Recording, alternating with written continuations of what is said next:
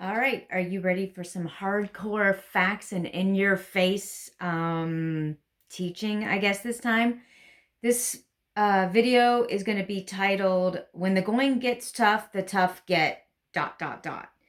Um, Einstein was attributed with the quote, "When the going gets tough, the tough get going." I read that. It was Einstein. If it wasn't Einstein, put it in the comments. But in the book, Mentored by a Millionaire, which I'll be talking about for a few different videos, he attributes that quote to Einstein. But the point isn't so much who said the quote as how we're going to change the quote. In this book, Mentored by a Millionaire, that I just mentioned, he says, when the going gets tough, the tough get creative. And I have to say that has been my experience in my life.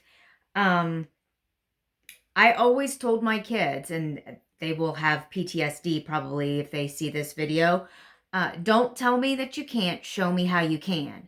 When you say I can't, your brain immediately shuts down. I can't write this paper right now. I can't study right now. I can't learn this new skill right now. I don't have time to do X, Y, or Z. However, if you have a paper that's due, suddenly when the deadline is looming right in front of you, that can't turns into ability. When you have a problem in your home or in your family that I don't have time to, you suddenly have find time to do it. So, the last 9 weeks, I've been facing huge issues. I'm going to kind of run through and explain a few of these. If you don't want to hear the details of the stuff I was dealing with this last 9 weeks, go ahead and go down into the description of this video and jump down to the part where it says, but how does that apply to me? Those of you who are still here, I decided to start a business to use the money to help fund this YouTube channel and some of the other things that I want to do with reforming local food banks and spreading that out. I wanted to do some essentially research. So I needed to have money to be able to buy food, to provide to the banks, to get the data, to get the information, to be able to see whether or not my hypothesis worked. Remember the scientific method from junior high? Whether what I was doing would work, and then be able to show that evidence to other places and try to spread it to help more and more and more and more people. That was my goal. So in the last 9 weeks, I've been facing huge issues with trying to learn all this business stuff and still having stuff, in our family. I have adult children, so they're all over the place. Well, I don't have to run the kids around here at the house. If they have questions, I'm going back and forth with them by text or telephone or driving a half an hour or more to their houses. So it's been super busy. I had to learn.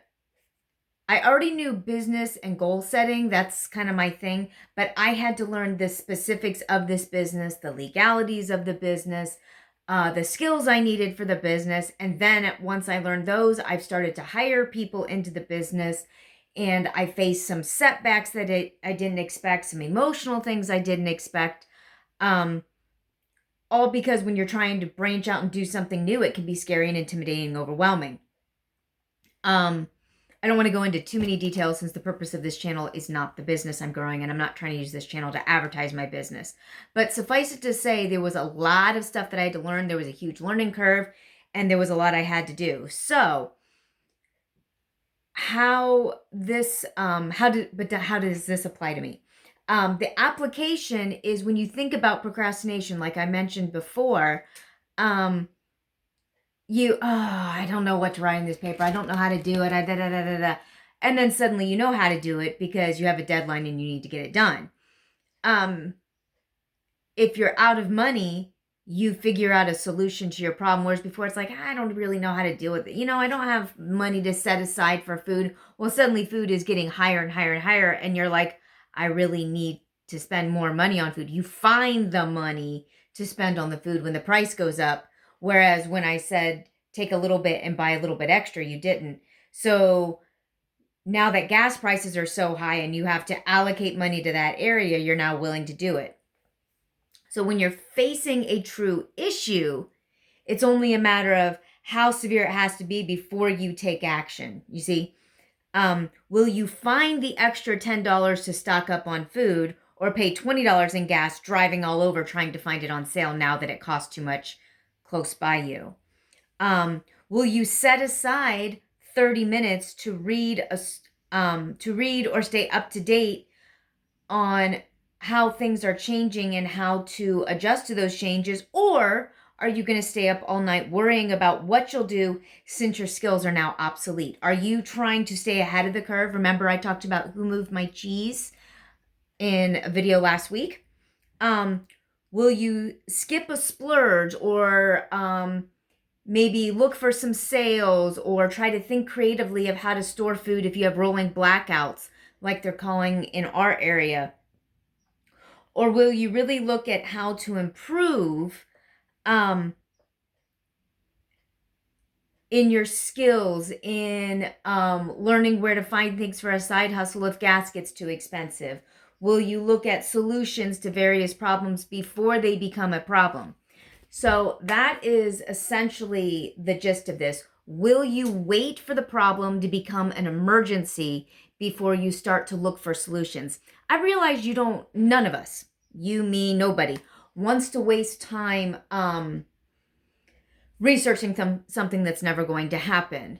I spent a great deal of time looking at whether to look at solar power and wind turbines, and really the cost of it isn't worth the investment. What I will get back, unless there is a complete, utter, total disruption to all forms of electricity, or if the cost of power doubles in the next year or two, really it would take me a couple of decades to recoup the cost of investing in those things. So it's just not a practical, workable solution. But maybe in your life, there's something else. Like I said, with food things, we know food prices are going up. We knew that gas was going to go up. This is not because of what happened in Russia. Gas prices started going up within a few months of the Biden administration. Not a political thing, simply stating a fact.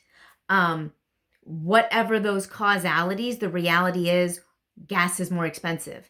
Gas was $1.40 a gallon on January 6th of 2021 in Perrysburg, Ohio. I actually looked at it, wrote it down, because I do that when new administrations come in, because my degree is in political science. It's an interesting, easy thing for me to track that's unemotional. Look at the same place, see what it is, see what's going up, see what's going down.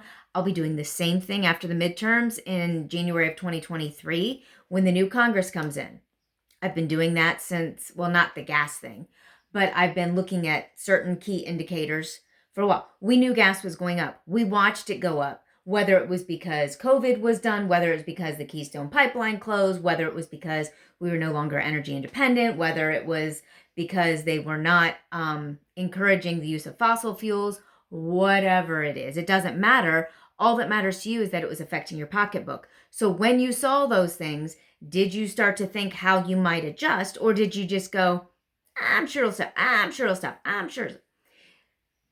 As things become more difficult to travel, because if you're all for electric cars, they have a very limited range. I've been researching these because our current, to fill up our car for my husband to go back and forth to work, I pretty much have stopped all travel. It was still $629 in the month of May for us, because he commutes a long distance. And so looked at electrical vehicles. The reality is the electric vehicles that we saw once we install the stuff and pay the this and do the that, there was no guarantee that he could make a round trip on his car to work and back. So it's just simply not practical. And most places we would need to go, because we live in a rural area, are too far to make the round trip without essentially feeding our car like you would a horse for 8 hours. So since that's not a reality that's feasible for us, we looked at other ideas and things. Are you doing that in your own life? Are you spending 15 to 30 minutes a night saying, okay, my cheese is moving, which means this is more expensive than it used to be, so I'll have to adjust spending, or this is no longer practical, or this is how, maybe things aren't bad. Things aren't bad for us. We just have to shift our spending. It's not like it was back in 2005 to 2009 when things were really horrible for us, and it was literally a matter of eating or not eating.